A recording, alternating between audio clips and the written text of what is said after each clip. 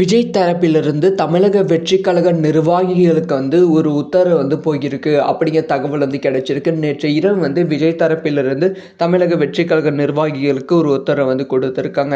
So அந்த உத்தரவுல அடுத்து நம்ம என்ன நடவடிக்கைகள் எடுக்க போகிறோம், நம்ம அரசியல் களம் எப்படி இருக்க போகிறது அப்படிங்கிற விஷயத்தை பற்றி சில டிஸ்கஷன் நடந்திருக்கு அப்படிங்கிற செய்திகள் கிடைச்சிருக்கு.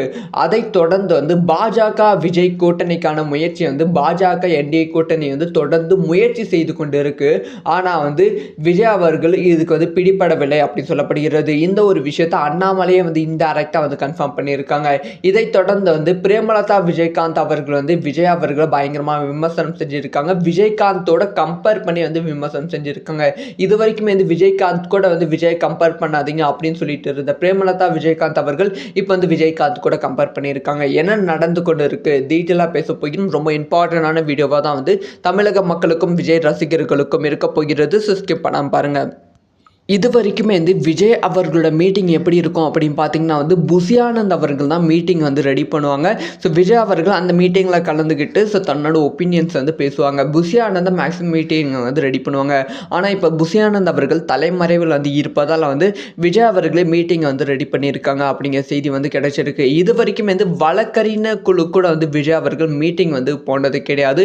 ஃபர்ஸ்ட் டைம் வழக்கறிஞர் குழு கூட விஜய் அவர்கள் மீட்டிங் நடத்தியிருக்காங்க அப்படிங்கிற செய்தி கிடைச்சிருக்கு. இந்த வழக்கறிஞர் குழு கிட்ட விஜய் என்ன பேசியிருக்காங்கன்னா, இந்த விசாரணைகள் இப்ப காவல்துறை கிட்ட இருக்கு, தமிழக அரசு கிட்ட இருக்கு. ஸோ இந்த மாதிரி இந்த விசாரணை தமிழக அரசும் காவல்துறையும் எடுத்தா இதுல இருக்க உண்மைகள் கம்ப்ளீட்டா மறைத்து விடும். அதனால இந்த விசாரணை சிபிஐக்கு மாற்ற வேண்டும். ஸோ ஆல்ரெடி நம்ம சிபிஐக்கு மாற்ற வேண்டும் அப்படி சொல்லி சென்னை உயர்நீதிமன்றத்தில் வழக்கு தொடர்ந்திருந்தோம். மதுரை கிளையிலையும் இதை பத்தி பேசியிருந்தோம். ஆனா மதுரை கிளை நீதிமன்றம் என்ன சொல்லிட்டாங்கன்னா, இந்த வழக்கு இப்பதான் காவல்துறை கிட்ட விசாரணை நடக்க ஆரம்பித்திருக்கு. ஸோ இன்னுமே காவல்துறை 10% கூட விசாரணை முடிக்கல.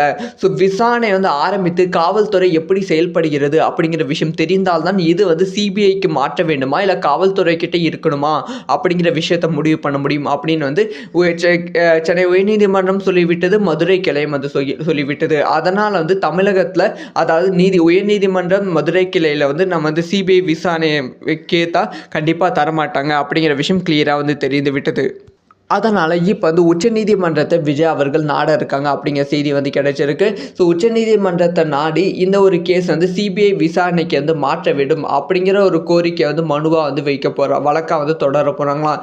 இதுக்காக தான் வழக்கறிஞர் குழு கிட்ட பேச்சுவார்த்தை நடத்தப்பட்டு கொண்டு இருக்கு அப்படிங்கிற செய்தி கிடைச்சிருக்கு.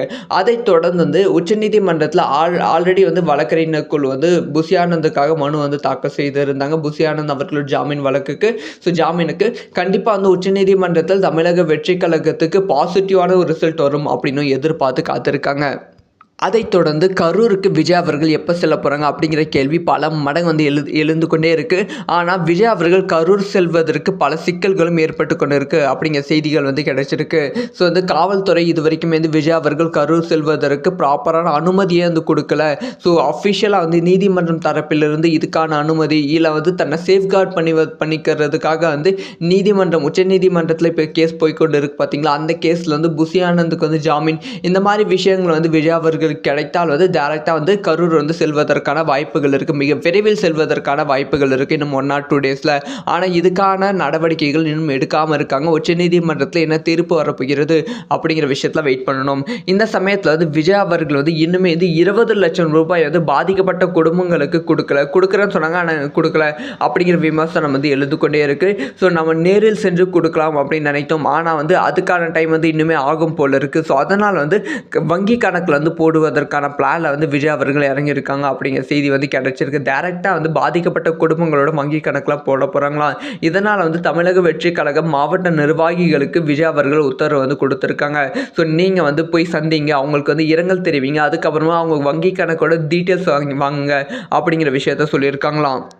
அதனால் இன்னும் 1 ஆர் 2 டேஸில் வந்து வங்கி கணக்கில், அதாவது பாதிக்கப்பட்ட குடும்பங்களோட வங்கி கணக்கில் வந்து 20 லட்சம் ரூபாய் போடப்படும். அடிப்பட்ட குடும்பம், அதாவது வந்து அடிபட்டு மருத்துவமனையில் வந்து சிகிச்சை பெற்ற குடும்பங்களுக்கு 50,000 ரூபாய் வந்து போடப்படும் அப்படிங்கிற தகவல் வந்து கிடைச்சிருக்கு. ஸோ அதுக்கப்புறமா வந்து உச்சநீதிமன்றம் தீர்ப்புக்கு அப்புறமா வந்து லீகலாக வந்து விஜய் அவர்கள் வெளியே போகலாம் அப்படிங்கிற விஷயம் வந்துட்டு அப்புறமா வந்து விஜய் அவர்கள் கரூர் வந்து வரப்போகிறார் அப்படிங்கிற தகவல் வந்து கிடைச்சிருக்கு. இது எல்லாமே வந்து கரூர் சம்பந்தமாக சுற்றி விஜயை சுற்றி நடக்கிற நியூஸ். இது ஒரு பக்கம் இருக்க, இன்னொரு பக்கம் வந்து பிஜேபி வந்து தமிழக வெற்றி கழகத்தை எப்படியாவது இழுக்க வந்து ட்ரை பண்ணியிருக்கு. ஆனால் வந்து தமிழக வெற்றி கழகத்தோட தலைவர் விஜய் அவர்கள் இதுக்கு வந்து பிடிபடவில்லை அப்படின்னு சொல்லப்படுகிறது. அதாவது வந்து கரூர் சம்பவம் நடந்த அடுத்த 24 மணி நேரத்துக்குள்ள ராகுல் காந்தி அவர்களும் விஜய் அவர்களுக்கு கால் பண்ணி வந்து தன்னோட இரங்கலை வருத்தத்தை வந்து தெரிவிக்கிறாங்க. அதைத் தொடர்ந்து அமித்ஷா அவர்களும் கால் பண்ணி விஜய்க்கு தன்னோட வருத்தத்தை வந்து தெரிவிக்கிறாங்க. ஸோ வருத்தத்தை தெரிவித்தது மட்டும் இல்லாமல் அமித்ஷா அவர்கள் ஒரு விஷயத்த சொல்கிறாங்க. உங்களுக்கு எந்த பிரச்சனைனாலும் என்கிட்ட சொல்லுங்கள், நாங்கள் இருக்கோம், நாங்கள் பார்த்துக்குறோம் அப்படிங்கிற விஷயத்த அமித்ஷா அவர்கள் வந்து சொல்கிறாங்க. அந்த சமயத்தில் விஜய் அவர்கள் எதுவுமே சொல்லாமல் எல்லாத்துக்குமே ஓகேன்னு சொல்லியிருக்காங்க. அதை தொடர்ந்து வந்து அதிமுக பிஜேபி வந்து தொடர்ந்து விஜய் அவர்கள் நாடி இருக்கு. கூட்டணிக்கான பேச்சுவார்த்தை வந்து விஜய் கிட்ட வந்து நடத்திருக்கு அப்படிங்கிற செய்தி வந்து கிடைச்சிருக்கு. ஆனால் விஜய் அவர்கள் ஒரு விஷயத்தில் ரொம்ப தெளிவாக இருக்காங்க. இப்போதைக்கு நான் கூட்டணிக்கான எந்த விதமான முடிவும் வந்து எடுக்க போவது கிடையாது, எடுக்கவும் மாட்டேன். எனக்கு வந்து டைம் வேணும், ஜனவரி மாதத்துக்கு அப்புறம் தான் வந்து நான் முடிவை எடுப்பேன் அப்படிங்கிற விஷயத்த விஜய் அவர்கள் சொல்லியிருக்காங்க. இதனால் வந்து பிஜேபி தலைமை வந்து செம அப்செட்டில் வந்து இருக்காங்க அப்படின்னு சொல்லப்படுகிறது. இந்த ஒரு விஷயத்தை வந்து அண்ணாமலை அவர்கள் ரியாக்ஷன்னாலே தெரியும். அதாவது இத்தனை நாளாக வந்து அண்ணாமலை அவர்கள் விஜய்க்கு சப்போர்ட் பண்ணி பேசிட்டு இருந்தாங்க. ஈவன் வந்து கரூரில் நடந்த அந்த ஒரு சம்பவத்திற்கு ஸோ என்டிஏ பிஜேபி தரப்பில் வந்து 6 பேர் கொண்ட எம்பிக்குள் வந்து கரூருக்கு வந்து சென்றிருந்தது. அவங்களுக்கு கம்ப்ளீட்டான ஹெல்ப் வந்து அண்ணாமலை அவர்கள் தான் பண்ணாங்க. அந்த அளவுக்கு அந்த அண்ணாமலை அவர்கள் விஜய்க்கு வந்து சப்போர்ட் பண்ணிட்டு இருந்தாங்க. திடீர்னு வந்து அண்ணாமலை கிட்ட பிரஸ் வந்து ஸோ வந்து கரூர் பிரச்சனை பற்றி நீங்கள் என்ன நினைக்கிறீங்க, ஸோ அதுக்கான நடவடிக்கைகள் எப்படி தமிழக அரசு நடத்தி கொண்டு இருக்க நினைக்கிறீங்களா அப்படிங்கிற கேள்விகள் வந்து அடுத்தடுத்து வந்து அண்ணாமலை கிட்ட கேட்கப்பட்டது. அதுக்கு வந்து அண்ணாமலை கொடுத்த ரியாக்ஷன் என்னன்னா, நான் என்ன விஜயோட பிஆர்ஓவா, விஜய் கிட்ட போய் கேளுங்க அப்படிங்கிற விஷயத்த வந்து அண்ணாமலை அவர்கள் சொல்லிட்டாங்க. இந்த ஒரு விஷயத்தை கொஞ்சம் கூட வந்து பிரஸ் வந்து நினைத்து பார்க்கவில்லை. ஸோ இப்போ வந்து ஒரு விஷயம் கிளியராக வந்து தெரிகிறது. அதாவது பிஜேபி வந்து விஜய் கூட கூட்டணி வைப்பதற்கான சில பேச்சுவார்த்தைகளை நடத்திருக்கு. ஆனால் விஜய் அவர்கள் இதுக்கு வந்து பிடிபடவில்லை அப்படிங்கிற விஷயம் கிளியராக வந்து தெரிகிறது.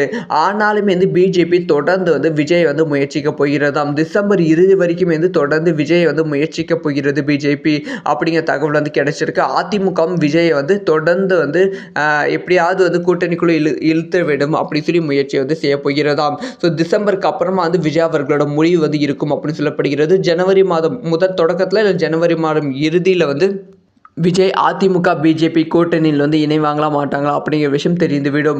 ஸோ அடுத்தடுத்து என்ன நடவடிக்கைகள் விஜய் தமிழக வெற்றி கழக நிர்வாகியும் தமிழக வெற்றி கழக தலைவர் விஜய் அவர்களும் எடுக்க போகிறாங்க, வெயிட் பண்ணி தான் பார்க்கணும். தீபாவளிக்கு அப்புறம் தான் வந்து விஜய் அவர்களோட அடுத்தடுத்த பிரச்சாரங்கள் ஆரம்பிக்க போகிறது. ஸோ இந்த ஒரு விஷயத்துக்கு அப்புறமா விஜய் அவர்களோட அடுத்த பயணம் வந்து ரொம்ப கவனமான பயணமாக வந்து இருக்க போகிறது.